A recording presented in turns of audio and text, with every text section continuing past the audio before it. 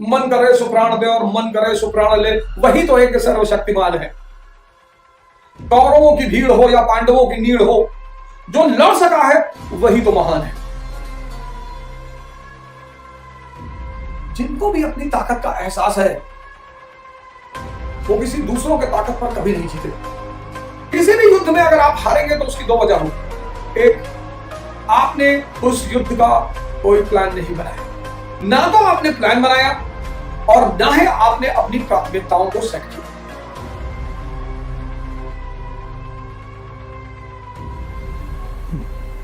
जय हिंद फ्रेंड्स।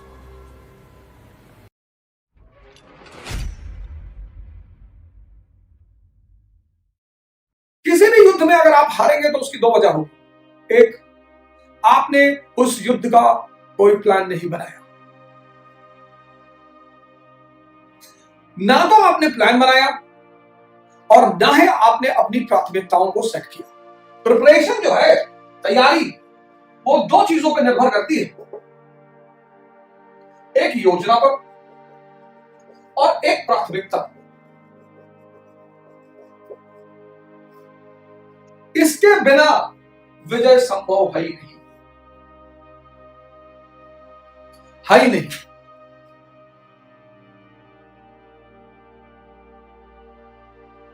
इसके बिना विजय संभव है नहीं। और दूसरी बात, किसी एक आदमी पर भरोसा करके आपको खतरा मोल लेना होगा। अर्जुन ने लिया खतरा मोल, परिणाम अच्छा मिला। कुछ भी हो सकता था। कृष्ण का क्या था, किसी ने भी रथ से उतर के चले जाते कि भैया तुम्हारा मामला, तुम जानो हम जा। कई बार पहले भाग चुके थे, जरासंध के मामले में भाग चुके थे, कालियवन के मामले में भाग चुके थे, रुक्मणी को लेकर भाग चुके थे, लेकिन अर्जुन ने लिया खतरा। हिंदी माध्यम बेल्ट का आदमी इतने लोगों से चर्चा पर चर्चा करेगा, इतने लोगों से चर्चा पर चर्चा, हो एक ऑप्शनल के लिए 100 लोगों से चर्चा करेगा और फिर घूमकर वहीं डाउट में बैठा रहेगा। वो ऐसा कह रहे थे, भैया ऐसा कह रहे थे, गुड्डू भैया वो ऐसा कह रहे थे, और जो है ऐसा है वैसा। एक हमारे मित्र हैं, रवि जी हैं, रवि सिंह प्रताप लड़के, निरंतर मुझे फोन करते रहते हैं। वो मुझसे पिछले 3 महीने से एक ही बात पूछ रहे हैं, सर अंग्रेजी माध्यम में दे दूं कि हिंदी माध्यम में? मैंने कहा तुम्हारा प्रदर्शन भाव किसमें है? कहीं भाव तो हिंदी में है सर, तुम क्या हिंदी में ही दे दो? नहीं सर, अंग्रेजी बड़ा अच्छा लगता है। अब इसका क्या जवाब है? तो 3 महीने से वो कहीं से मेरा नंबर पा गए थे, तो मेरा व्हाट्सएप नंबर था, तो उसको मैंने सेव कर लिया। तो अभी बेचारे बड़ा यंग से हैं, शायद ग्रेजुएशन फर्स्ट ईयर में, और इस प्रोग्राम में हो तो बुरा ना मान, एग्जाम्पल तो देना ही पड़ता है। 3 महीने से सर आप हिंदी माध्यम में दीजिए। कौन कहता है कि हिंदी माध्यम में सिलेक्शन नहीं होती? हिंदी माध्यम में लोगों के भाव खत्म हो गए, एक्सप्रेशन खत्म हो गए, सुनियोजित तैयारी खत्म हो गई। और युद्ध किसी भी तरह का हो, जैसे आप तैयारी कर रहे हैं ना, युद्ध ही है। आप में से जितने लोग अपने आप को छात्र मानते हैं, बस वही वो गलती कर जाते हैं। छात्र तो आप ही नहीं, प्रतिस्पर्धी, कॉम्पिटिटर।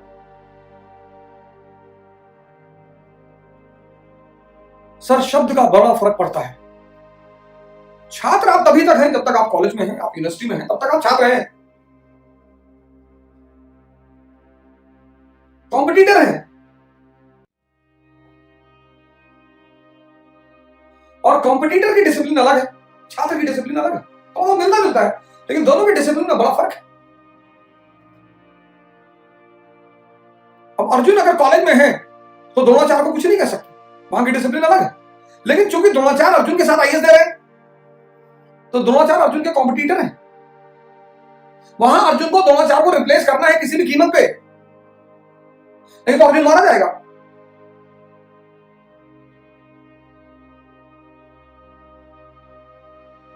आप तैयारी कर रहे हैं, पहली बात तो आपके भाई बंद, रिश्तेदार, नात बात, किसी को कमरे पे आना ही नहीं चाहिए, और ना आपको बताना चाहिए जब तक कोई विषम परिस्थिति ना हो, ना तो आपको बताना चाहिए। और अगर आपने बता ही दिया है कि मैं इलाहाबाद में रहता हूं, मैं दिल्ली में रहता हूं, तो किसी को आना भी नहीं चाहिए। और आए 5 मिनट मिले चले गए, कोई विषम परिस्थिति है वो एक अलग बात है। आपको सामाजिक व्यवहार नहीं करना है कि मैं आपके कमरे पे आया और आप जो है पकौड़ी बनाने लगे और चाय बनाने लगे और आप जो है पूरा, फिर तो आप प्रतिस्पर्धी बचे ही नहीं। बहुत ज्यादा आपने मुझे एक गिलास पानी का ऑफर कर दिया, मैं भी 2 मिनट बैठा और चला गया। चाह नहीं सुरबाला के गहनों में गूथा जाऊं, चाह नहीं देवों के सर पे चढ़ भाग्य को इठलाऊं, मुझे तोड़ लेना वनमाली उस पथ में तुम देना फेंक, मातृभूमि पर शीश चढ़ाने जिस पथ जाए वीर अनेक। पुष्प की अभिलाषा है 71 के वॉर में।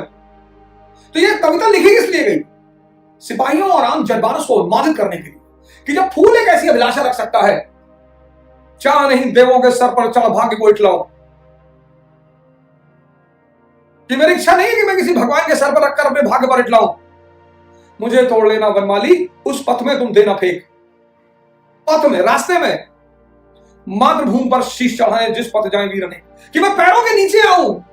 वो जो हमारे सिपाही जा रहे हैं ना युद्ध करने के लिए, मैं उनके पैर के नीचे आऊं। ये कविता का उद्देश्य क्या है? उत्साहित करना। मन करे सुप्राण दे और मन करे सुप्राण ले, वही तो एक सर्वशक्तिमान है। कौरवों की भीड़ हो या पांडवों की नीड़ हो, जो लड़ सका है वही तो महान है। जिस कवि की कल्पना में रचना हो प्रेम गीत, उस कवि को आज तुम निखारो। ये क्या है? उन्माद, उत्साह। लेकिन जिस आदमी को पता है उसकी क्षमता, अब आप विवेकानंद को ऑफर कर दें कि आइए आपको सब इंस्पेक्टर बना दूं, मरा हुआ मन दूसरों पर निर्भर होता है। मरा हुआ मन हारा हुआ होता है, थका हुआ होता है। मेरे एक मित्र हैं, उनके भाई मुझसे इलाहाबाद में मिलने आए। अभी जल्दी में किसी रिजल्ट आया था, सहायक कुछ शिक्षा अधिकारी और कुछ ऐसे था, सहायक करके कुछ था, सहायक शिक्षा अधिकारी वगैरह कुछ था। तो मुझसे मिलने आए तो बोले मेरा सहायक शिक्षा अधिकारी में हो गया। मैंने कितनी उम्र है तुम्हारी? बोले 42 साल है। अरे मैंने कहा मित्र चलो बधाई हो, कोई बात नहीं। तुम 42 साल तक एक परीक्षा का इंतजार करते रहे कि मैं नौकरी पा जाए, यही तमन्ना रही जिंदगी में? हाँ, बोले अब सुकून से जिंदगी कटेगी। अब क्या, गुलामों की तो सुकून से कटती ही है, लेकिन राजा बनने का अगर शौक है तो सुकून से निपटने की, अशांति से निपटने की कला आनी चाहिए। जो अशांति में सुकून रहता है, अशांत होने पर, चारों तरफ अशांति है लेकिन सुकून में है, वो राजा है।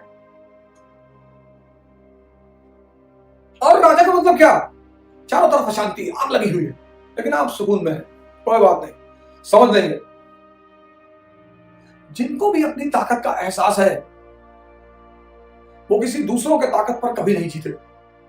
एकदम सेवा तैयारी करिए। तैयारी जो सिविल सेवा की आप करिए वो सिर्फ 2 वर्ष करिए, उससे ज्यादा मत करिए। तैयारी मैक्स टू मैक्स आप सिविल सेवा की तैयारी 2 वर्ष करिए।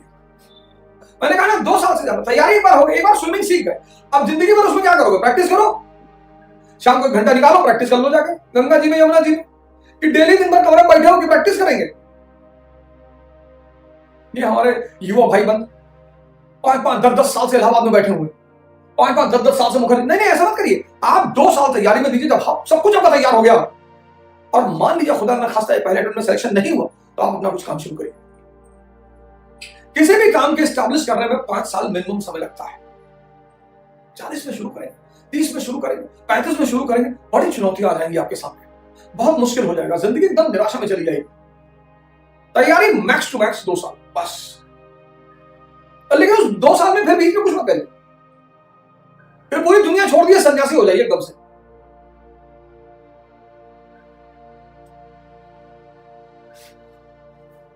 मैंने जब तैयारी शुरू की 20 साल में, इस नेट के युग में, इंटरनेट के युग में, मोबाइल के युग में, कंप्यूटर के युग में,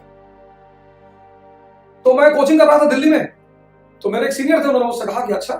मैंने कहा सर कैसे पता चले कि सिलेक्शन होगा? बोले अब ये बताओ क्या बनना चाहते हो आईएएस में? हमने कहा आईएएस बनेंगे। बोले उसके सिवा कुछ नहीं बनोगे? हमने कहा नहीं, अगर आईएफएस बन जाएंगे, फॉरेन सर्विस में चले जाएंगे। बोले बस? कितनी सेवाएं होती हैं? अच्छा, एलाइड सर्विस लोगे कि प्रॉपर लोगे? अच्छा, केंद्रीय सेवा लोगे या ऑल इंडिया अखिल भारतीय लोगे? तब उन्होंने मुझसे बात कही, कहा भाई 1 साल से तुम तैयारी कर रहे हो और तुमको पता ही नहीं सेवाएं कितनी प्रकार की है, कितनी है। तुम्हारा सिलेक्शन कभी नहीं होगा। अब ये बात मुझे उनकी बुरी बहुत लगी। लेकिन उस घटना ने मेरी आंखें खोली। मैं बड़ा एहसान मानता हूं उनका, बहुत एहसान मानता हूं। एक साल तैयारी कर लिया, पता ही नहीं चला कि अखिल भारतीय सेवा चाहिए कि केंद्रीय सेवा चाहिए। कितनी सेवाएं होती हैं, कैडर सिस्टम क्या है। पढ़ने लिखने से आपकी इंफॉर्मेशन बढ़ती है, ये सत्य है। जानकारियां बढ़ती हैं, आपके काम करने का दायरा बढ़ सकता है। लेकिन ऐसा नहीं है कि जिन्होंने नहीं पढ़ा वो जिंदगी में कुछ नहीं कर सकते, क्योंकि जिंदगी में राजा बनने के लिए सिर्फ एक चीज जरूरी है, समझदारी। ये जो कोचिंग कराई जाती है ना, ये बहुत सारी कोचिंगें इसलिए असफल हो जाती हैं सफलता दिलाने में, क्योंकि वो पढ़ने पे बड़ा जोर देती है, वो समझदारी के विकास पे जोर नहीं देती, बड़ा पढ़ाई पे जोर देती है। जैसे मेरे पास लोग आते थे पहले कि तुम सर हिस्ट्री में क्या पढ़ लेना, कहता था यार तीनों एनसीईआरटी पहले तैयार कर लो फिर बता। तो लोग दोबारा आते ही नहीं। क्या मैं एनसीईआरटी पढ़ के कोई आईएएस बनता है? पढ़ने का मतलब अंडरलाइन करना नहीं, पढ़ने का मतलब एक एक लाइन को समझना।